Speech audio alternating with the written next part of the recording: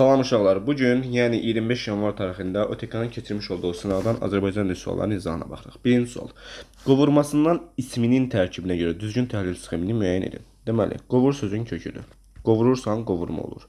Onun qovurması, mənsubiyyət, n bitişdirici, danda çıxışlı qal. 1 leksik, 2 qrammatik. Cavabımız B variantıdır. 2. Hansı nümunələrdə baş üzvlərdən, yəni mübtədə və xəbərdən biri sifətli ifadə olunub? Təhlil edək. Lazımdır. Nə? Yaxşıları vaxtında qiymətləndirmək. Baş üzvümüz xəbər predikativdir, sifət deyil. Bu isə heç biridir. Yəni burada biri məsdər tərkibidir, mübtədə, xəbər isə predikativdir. Biri çıxardırsan, biri çıxardırsan, biri çıxardırsan. Bu yurdun gözəlləri vəfalıdır. Vəfalıdır. Nə? Yurdun gözəlləri. Burada xəbərimiz vəfalı sifətlə ifadə olunur. Deməli 2 bizim cavabımızdır. 3. Yaxşılıq et. Yaxşılıq edib tövbəyə gedir. Niyet gözləmə. Burada heç biri nəyi mübtədə yoxdur. Xəbərlərdə sifətlə ifadə olmuyor. Cavabımız olacaq 2 və 4. Yatırdı. Kim? Körpə. Burada görürsünüz. Xəbərin mübtədamız sifətlə ifadə olunur. 2 və 4 bizim cavabımızdır. Yəni B variantı. Üçüncü sual. Səhv yazılmış söz burada qaça-qaç da. Bu qaça-qaç deyil ki, bu bitişi yazılır. Burada qaça-qaç yazılır. Bu şəkildə. Qaça-qaç. Bu sözün düzgün yazılış qaydası budur. Ona görə üçüncü suala cavabımız D variantıdır. Hər iki xüsusiyyətə uyğun gələn sözü müəyyən edin. Həm isim, həm feil kimi. Bunu isim və feili görürsənsə qoyunu çıxart. Çünki qoyun sözü qucaq və heyvan mənasında isimdir. Bu da hər iki mənatayı homonimdir. Qucaq və heyvan mənasında homonimdir. Hər iki mənatayı isim olur. Cızıq feil kimi işlənə bilmir. Çaş sözü isim kimi işlənmir, sifət olur. Qıraq sözü bunun homonimliyi olmur. Çap sözü isim və feil kimi işlənə bilir və feil kimi də iki fərqli leksik mənada işlənə bilir. Ona görə 4-cü sualda cavabımız D variantıdır. 5-ci sual. Kümətin hissəsinin işlənmədiyi. A variantında isə var. Bağlayıcımız işlənib. B variantında olduqca ədat var. D variantında ədat var, gəlsənə. Y variantında qoşma var, boyunca. Deməli, burada cavabımız nə oldu? C variantı. İndi zərf, hər tərəf birinci növ təyin sözləşməsi yaşıllaşır feildir. Ona görə burada heç bir kümətin hissəsi yoxdur. Ona görə cavabımız olur 5-də C variantı. 6. Aldıqca nədir? Feili bağlama. Oxuyan nədir? Feili sifət. Bu feili bağlamadır. Bu isə feili sifətdir. 1. Yalnız bir cümlə olur. Feili bağlama yalnız zərfli olur. Başqa bir cümlə ola bilmir. Ona görə 1 doğrudur. Bizdən uyğun fikir hissəsinə görə 1-i götürürük. 2. Qoşmalarla işlənə bilir, yox, bilmir. Feili bağlama qoşma ilə işlənə bilmir. 2 yanlışdır. 2 olan variantı çıxart. 2 olan variantı çıxart. Zərfli, feili bağlama demişik, yalnız zərfli olur. Zərflikdən də məqsəd və yer zərfli ola bilmir. Yəni, biri götürmürsənsə, cavab artıq məlumdur ki, sənin cavabın 1-3-5-dir. 2-ci hissəsinin xüsusiyyətini daşıyır, ortaq fikirdir. 5 sənədi ismi xəbər olur, yalnız oxuyan sözünə aiddir. Neçənci sualdır bu? 6-cı sualda cavabınız C variantıdır. 7. Bağlayıcıdan sonra vergülün səhv işləndiyi nümunəni müəyyən edin. Bilirik ki, bağlayıcıdan sonra vergülün səhv işləndiyi söz. Burada çox şax çaşıb C variantı götürür ki, çünki elə bil sanki güya demişik ki, bunlar nədir? Vergülün işlənməz. Amma bu modal sözün qaydasıdır. Ona görə C variantı yanlışdır. Çünki C variantı bağlayıcı deyil. Yəni burada səhv qoyulub, amma bağlayıcıdan sonra deyil. Bu modal sözdür. Ona görə C variantı deyil cavabımız. Çünkidən əvvəl vergül qoyulur. Doğrudur. Burada sadlama var. Vergül qoyulub. Doğrudur. D variantı olar da. Halbukidən sonra vergül qoyub. Halbukidən əvvəl vergül qoyulur, sonra yox. Bundan sonra niyə vergül qoyursan? Hətta hər iki tərəfinə qoyulur. Bu modal söz deyil ki, hər iki tərəfinə vergül qoyursun. Ona görə yanlışdır D variantındadır. 8. Hər iki xüsusiyyətin aid olduğu cümləyə müəyyən. Söz sırası pozulmuşdur, əmr cümləsidir. Keçmə namət körpüsündən qoy apart. Əmr cümləsi olmasına əmr cümləsidir. Görək söz sırası, yəni inversiya varmı? Keçmə əvvələ keçibdir, xəbər əvvələ keçibdir. Cavabımız A variantıdır. Sayın ismi xüsusiyyətini daşıdığı nümunəni. Sayın isimləşməsi, bu da B-yə oxşuyur. Görək digərlərində var mı? 2 nəfər, neçə nəfər, 6-cı sıra, neçənci sıra, 5-də 2-sinin nə qədəri, azdır, nə qədərdir? Bəli, B variantı. Uşaqların çoxu. Burada say ismin bəxsus şəkilci qəbul edib, ismin sualına cavab verib və isimləşib. 10-cu sual. Cədvəldə uyğun nümunələri müəyyən edin. Həmcə sözlər işlənmiş cümlə, xitab işlənmiş cümlə. Nə gözəl yaraşır Muğana Ceylan. Burada həmcə sözü işlənməyib. Sən də vəfasızsan bu dünya kimi. Həmcə sözü yoxdur. Bir dön. Bizim Bakıya bax. Ne et dön kimsən? Ne et bax kimsən? Görürsən həmcə sözlər işlənib. 3-ü götürürsən. Burada isə xitab işlənmiş cümlə. Ayrılar mı könül candan? Azərbaycan, Azərbaycan. Burada Azərbaycan xitabdır. Götürdün. 5-də xitab yoxdur. Dəmlə çayı. Tök ver görək. Anamın dilbər gəlini. Burada anamın dilbər gəlini isə xitabdır. 3, 4, 6 C variantı bizim cavabımızdır. Gəldik mətnə.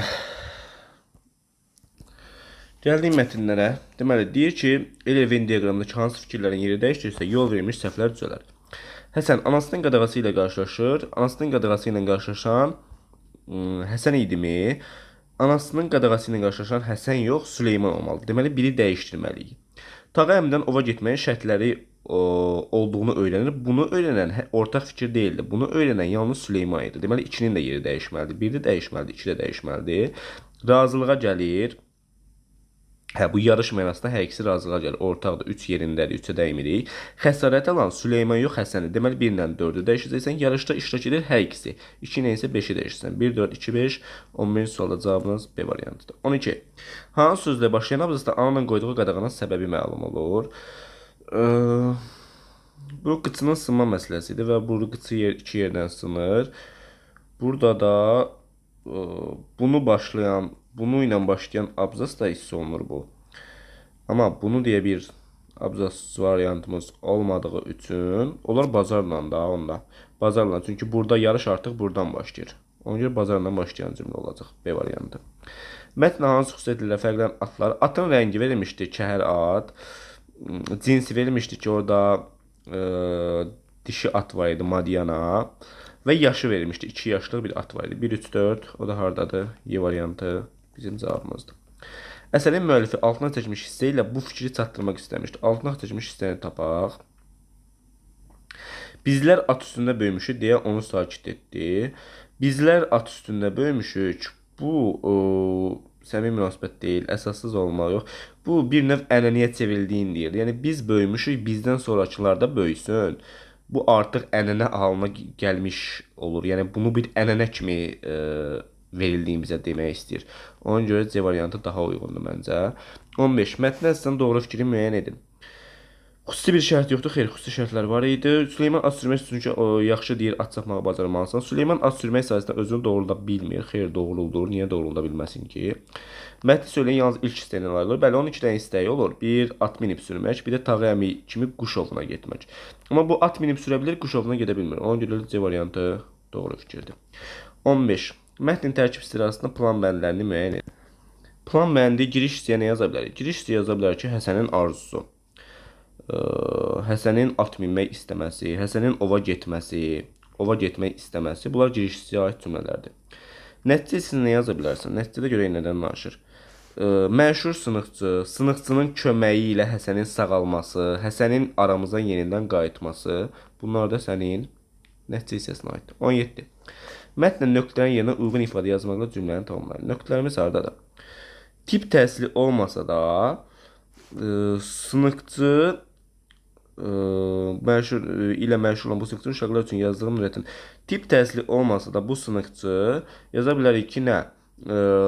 Öz belə deyək, peşəsi ilə, öz bacarığı ilə məşhur olan bu sınıqçı uşaqlar üçün yazdığım Nurəddin adlı hekayədə yad etmişəm. Yəni tip təsili olmasa da o öz bacarığı ilə məşhur idi. Məsələn, bu cümləni yaza bilərik. Daha sonra 19-a baxaq. 18. Mətnə əsasən sonuncu cümlədə boşluqların yenə sınıqçının xüsusiyyətlərini ifadə edən sözlər yazın, bunu dedik. 19. Sözlərin qarşılığı və işləndiyi üzərində rəqəm yazılmış sözlər. Üzərində rəqəm yazılmış sözümüz hansıdır? Üzərində rəqəm yazılmış sözü tapmağa çalışaq. Üzərində rəqəm yazılan sözlər deməli bir hamar sözüdür. Hamar. Bir də hansı sözdür? 2 də qabaqçı sözüdür. Hamarın ifadə etdiyi məna nədir? Yəni, hamar kələ-kötürü olmayanda düz yer deməkdir. Hamar daş, hamar yer. Bu düz mənasındadır. Qabaqçı da, qabaqçı əvvəlki mənasını ifadə edir. Qabaqçı hadisə, əvvəlki hadisə, yəni əvvəldə olan, keçmişdə olan bir mənasını ifadə edir. Buna əsasən, yəni yazırsan, sözün qarşılığı buraya yaza bilərik ki, kələ-kötürsüz yol, hamar yol, düz yol yaza bilərik, düz. Sonra qabaqçı da keçmişdə olan, keçmişdə baş verən yaza bilərik və sözlərin qarşılığının işləndiyi mətndən kənar. Məsələn, yaza bilərsiniz, düz lalələrlə dolu idi. Burada isim kimi işlədə bilərsiniz və yaxud da keçmişdə belə hadisələr baş verməzdi, əvvəllər belə hadisə baş verməzdi. Bunlar da mətndən kənar cümlələrdir. 20. Çərçivə daxilində verilmiş cümlənin mətnin üslubunun səciyyələrindən xüsusiyyətlərə uyğun təkmilləşdirib yerini yazın. Çərçivədə nədir? Buna yəni məcazi mənli söz əlavə edilir. Çünki mətnin üslubu bədii üslubdadır. Məcazi mənli söz əlavə edilərək yazırıq. Üçüncü döngəyə xeyli qalmış, Həsən gəlib məni keçdi. Üçüncü döngəyə xeyli qalmış, Həsən yel kimi gəlib məni keçdi. Yel kimi gəlib məni keçdi. Bu sənin məcazi mənli sözün olmuş oldu. İndi növbəti mətnə baxaq.